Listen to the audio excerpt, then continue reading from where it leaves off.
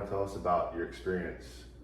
First of all, tell us what you're doing with the clients. Who do you have, and what kind of things you do with the clients?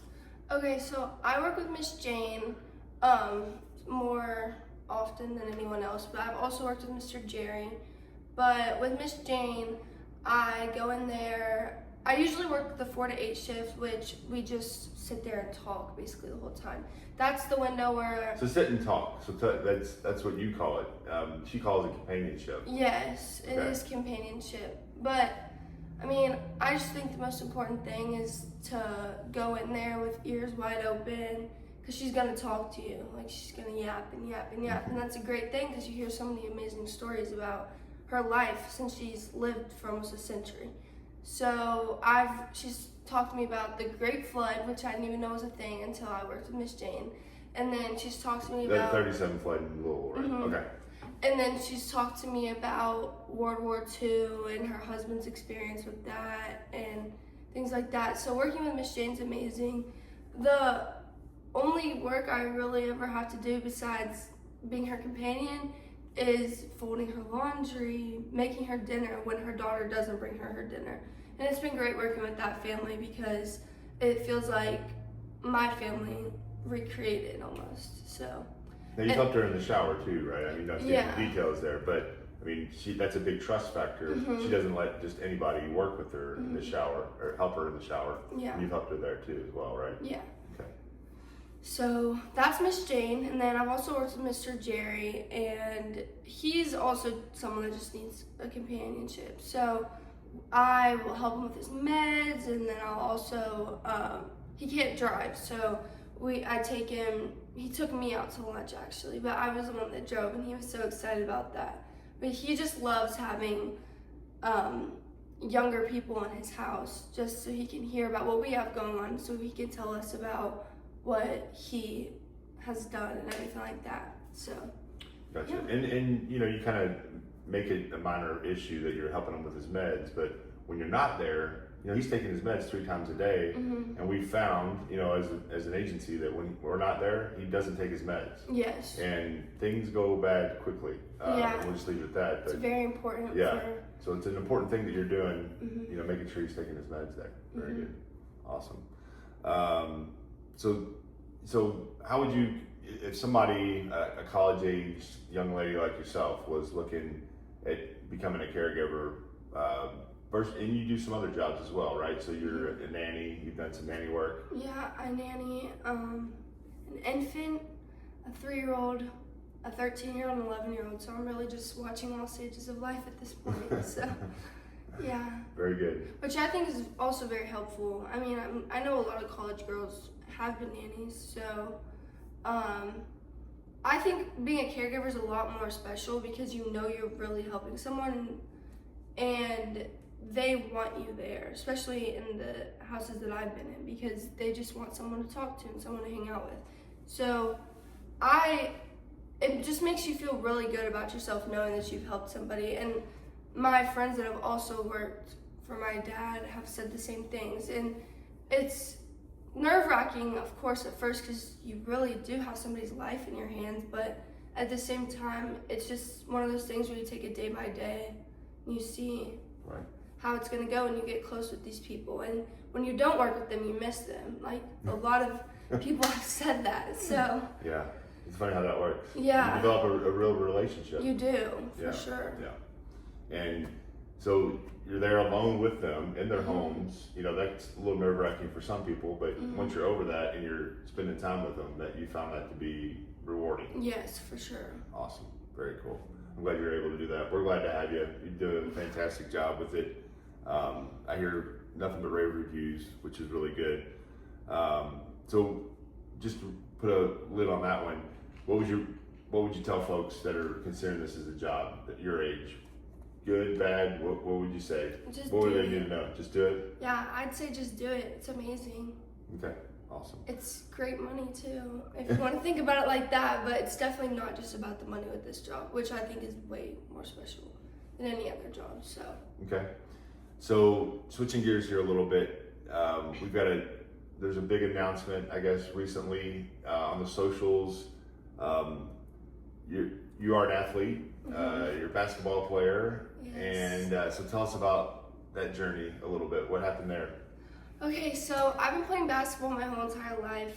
Me and my dad have been going to shoot in the gym at 5 a.m. since I was probably in like 6th grade. Like I spent almost every day at the YMCA with him rebounding for me. My work ethic definitely comes from him.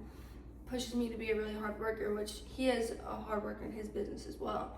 But so going into my freshman year of high school, I tore my ACL. The sad story of an injury, whatever. Had to take a year off my freshman year. Came back towards the end, and I was not the basketball player I thought I was going to be. And I had to realize that hard work is really going to take me to where I wanted to go. So after not playing for a whole year, coming back the end of my freshman year, I ended up being on varsity my sophomore year, which at the high school program I play at is a very, very big deal. So I ended up getting my first state ring, and then I was like, okay, like I did it. Like I can work hard and I can get me some playing time next year. So I worked my butt off. And there was just so many amazing girls in my program that were above me, and the class above me was outstanding. Like 2 of them are D1, the others are still playing in college. Like it's crazy. But so I didn't get the playing time I wanted that year, and my coach made me work my butt off for it, and I can attribute everything in my basketball career to that woman. Like she's amazing. But so then my senior year, I go from not playing at all to starting, which again is a very, very big deal. So my junior year, we got our 2nd ring. I got my 2nd ring, which is the program's 4th. And then my senior year, I got my 3rd ring, which is the program's 5th.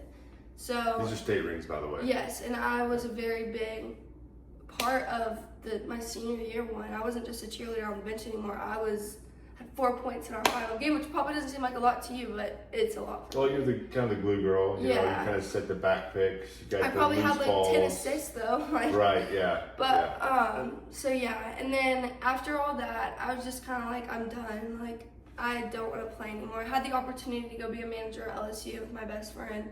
Decided not to do that because I wanted to be close to home. And then while I was home my freshman year, I went to U of L. I worked for my dad. I had a few other jobs. Picked my kids up, not my kids, but the nanny family I have up from school. And then my coach from high school, again, I love her. She invited me to come to practices, and I was like, maybe. Like I ended up going because I love those girls. Like they were my teammates. So you kind of helped coach a little bit, right? Yeah, I would help coach, but I was also on the floor. So like I would see what the coaches that weren't on the floor would see, and I would help them with all those things. And they ended up wanting me to sit on the bench, but I couldn't do that because I was too close to some of my teammates, and they wouldn't have been happy with that. But yeah, I practiced, and then when you coached, didn't you coach them to an upset over Assumption? yeah, Okay. like when I was around them, they ended up beating Assumption. I wouldn't Right. say it's I'm the reason You for had an that. influence. But I was that's when I first started coming around. So then my coach comes up to me, she's just like, Caroline, you're way too good to not be playing. And I, like my freshman year of college, I played intramural basketball, intramural football, which I ended up being the all-star of the league for that, the MVP of the league for that. I would have like 6 touchdowns a game. Like I'm just very athletic, if I do say so myself. But yeah, my coach was like, so I really want you to be playing. And my coach at Spalding, she tried to reach out to me last summer. Okay. And then I was just like, no, I don't really want to do that. And then the coach at Spalding still wanted me. Even after taking a year off, she still wanted me. So this is during the basketball season. Yes. At Sacred Heart, we're talking April, like. I no, guess it March. started in like January. It just took a while to get all the. So January, you're starting to talk to Spalding a little Yeah. bit about going to play there. And I had one conversation with Spalding and knew she was going to be the most amazing coach for me. She went to Sacred Heart as well, so I'll be playing. And what's her name? Coach Raven. Yeah. Coach Raven Merriweather, but she went to Sacred Heart as well, so yeah, I think it'll be a really good plan for another Valkyrie that also played for Coach Darwin. So I guess you act like it just happened. I mean, it took time. So it took time. So they needed my transcript. My transcript would never go Right. because I ended up having a parking ticket that I did not know about. Yeah, so it just developed. It took a really long time to develop. And it finally came. We finally got the word. We were kind of going back and forth with different packages and whatnot, and then we finally. What was it, about July 1st that you finally heard that Yeah. you're going to be at Spalding, a Golden Like, Eagle. it's gonna work. Yeah.